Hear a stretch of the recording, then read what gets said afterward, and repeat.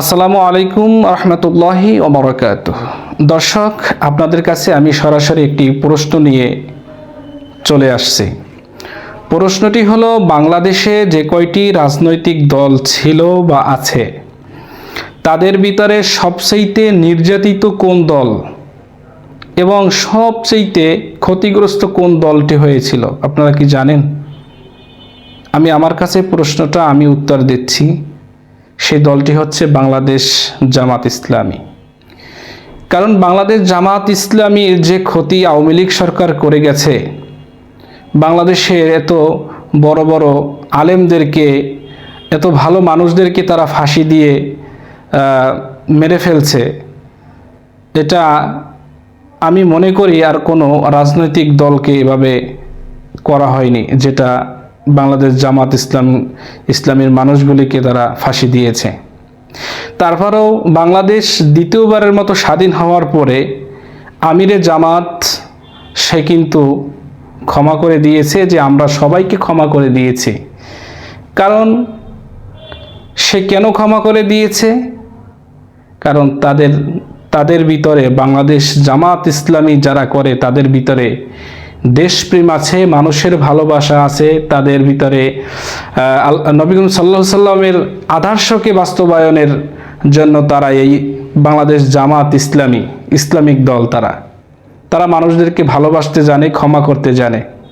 তার জন্য তারা ক্ষমা করে দিয়েছে। যেভাবে নবী করিম সাল্লাল্লাহু আলাইহি সাল্লামকে কাফেররা যেভাবে নির্যাতন করেছে, মারছে, তারপরও কিন্তু জিবরাইল আলাইহিস সালাম বলেছেন, নবী আপনি যদি বলেন তাদেরকে আমরা ধ্বংস করে দিই, তাদেরকে ধ্বংস করে দিই। নবী করিম সাল্লাল্লাহু আলাইহি সাল্লাম বলেছিলেন, তাদেরকে যদি ধ্বংস করা হয়, ইসলামের দাওয়াত কাদের কাছে আমরা দিব? দেখেছেন, জামাত ইসলামীর এবং নবী করিম সাল্লাল্লাহু আলাইহি সাল্লামের আদর্শের ভিতরে কত সুন্দর মিল রয়েছে। এত মারামারি কাটাকাটি করার পরেও তারা ক্ষমা করে দিয়েছে। একটা টোক্কা পর্যন্ত কোনো মানুষকে দেয়নি, তুই পর্যন্ত ভাষাও করেনি। তারা ক্ষমা করে দিয়েছে। এটাই হলো ইসলামিক দলের আদর্শ। আর যারা 5ই আগস্টের পর যারা মারামারি কাটাকাটি, হানাহানি, দখলদারিত্ব যারা করতেছেন, তাদেরকে একটা প্রশ্ন করতে চাই, নবী করিম সাল্লাল্লাহু আলাইহি সাল্লামের চাইতে কি বেশি নির্যাতন আপনারা হয়েছেন? হযরতে বেলাল রাদিয়াল্লাহু তাআলা আনহুর মতো মানুষ, তার চাইতেও কি আপনারা বেশি নির্যাতন হয়েছেন? আপনারা যেভাবে করতেছেন, আপনারা যেটা করতেছেন, এটা মানুষ কখনো আপনাদের দ্বারা আশা করেনি, আর কখনো করবে না। কারণ আওয়ামী লীগ সরকার জুলুম করেছে মানুষের সাথে। আল্লাহ তাআলা বলছেন, জুলুমকারীর বিচার দুনিয়াতে হবে এবং কিয়ামতের ময়দানে তো হবেই। আওয়ামী লীগ যেভাবে মানুষের সাথে জুলুম করেছে, তাদের বিচার আজকের দুনিয়াতে হচ্ছে, এটা আপনারা চোখে দেখতে পাচ্ছেন। আপনারা একটা কথা মনে রাখবেন, ক্ষমতা কারো চিরস্থায়ী না। আল্লাহ তাআলা যাকে খুশি ক্ষমতা দেন, আবার যাকে খুশি ক্ষমতা থেকে ছিনিয়ে নেন। এইটা সবসময়ের জন্য মাথায় রাখতে হবে। অতএব আপনারা যারা মারামারি কাটাকাটি করতেছেন, যারা জুলুম করতেছেন, এখন আপনাদেরও কিন্তু বিচার এই বাংলার জমিনে হবে এবং কিয়ামতের ময়দানও হবে। আমি আশা করব আমরা সবাই মুসলমান ভাই, আমরা আদম আলাইহিস সালামের সন্তান, আমরা ভাই ভাই হিসাবে মহব্বত, আমরা মিলেমিশে সমাজে বসবাস করব। আজ থেকে আমরা মারামারি কাটাকাটি থেকে বিরত থাকব। এবং আপনাদেরকে আমি একটি কথা বলবো, সেটি হলো, আপনারা যারা বাংলাদেশে অন্তপক্ষে শান্তিতে থাকতে চান, একটি ইসলামিক রাষ্ট্র দেখতে চান, আমার যতটুকু বয়স হয়েছে, আমি আপনার 3টি রাজনৈতিক দলের দেশ পরিচালনা দেখেছি। আমি এখান থেকে অনেক কিছুই জ্ঞান অর্জন করেছি, দেখেছি। কিন্তু আমি বাংলাদেশে ইসলামিক কোনো দলের এখন পর্যন্ত শাসন ব্যবস্থা দেখিনি। আমি আশাবাদী। আপনাদেরকে অনুরোধ করব, আপনারাও ইসলামিক দলের সাথে সম্পৃক্ত রাখবেন। আপনারা ইসলামিক দলগুলোর সাথে আপনারা মহব্বত রাখবেন, কারণ যার সঙ্গে যার মহব্বত তার সঙ্গে তার কিয়ামত।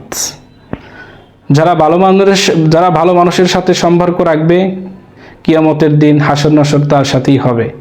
অতএব আপনার ইসলামিক দলের সাথে সম্পর্ক রাখুন, ইসলামিক মানুষদের সাথে সম্পর্ক রাখুন, ইনশাল্লাহ আপনার কোনো দুঃখ কষ্ট আসবে না, দুনিয়ার তো আসবে না, কিয়ামতের ময়দানে আপনাদের আসবে না।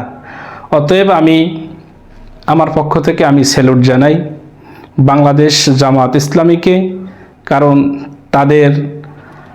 তাদের মন মানসিকতা, তাদের ব্যবহার দেখে আমি মুগ্ধ, আমি খুবই আনন্দিত। আমি আশা করি বাংলাদেশের সকল জনগণের কাছে আপনি একটি অনুরোধ করব, আপনারা সবাই ইসলামিক দলকে সাপোর্ট করবেন এবং আগামী যে নির্বাচন হবে সেই নির্বাচনে আমি ইসলামিক দলগুলোকে ক্ষমতায় দেখতে চাই। ইসলামিক দল সব ইসলামিক দলগুলো একত্রিত হয়ে একটি সরকার গঠন করে আমি বাংলাদেশি ইসলামিক দলকে দেখতে চাই। আল্লাহ তাআলার দরবারে আমি এই দোয়াই সবসময় করি, আল্লাহ তাআলা যেন আমাদেরকে একটি ইসলামিক শাসন ব্যবস্থা বাংলার জমিনে কায়েম করে দেয়। সকলে বলুন আমিন। আমার ভিডিওটা এবারের মতো শেষ করলাম। আমার কথার ভিতরে যদি কোনো প্রকার ভুল ত্রুটি হয় ক্ষমা করে দিবেন। আমি ক্ষুদ্র মানুষ, আমি একটি মসজিদের খাদেম, আমি আসলে আমার অত জ্ঞানও নাই, যতটুকু কথা বলছি আসলে নিজের আবেগ দিয়ে কথাগুলো বলছি। সবাই ক্ষমার দৃষ্টিতে দেখবেন, সবাই ভালো থাকবেন। বাংলাদেশ জামাত ইসলামের সাথে সবাই সম্পর্ক করবেন এবং তাদের সাথে ওঠা বসা, তাদের কার্যক্রমগুলো আপনারা দেখবেন। ইনশাল্লাহ আমি আশা করি আপনাদের ভালো লাগবে। আসসালামু আলাইকুম ওয়া রাহমাতুল্লাহি ওয়া বারাকাতুহু।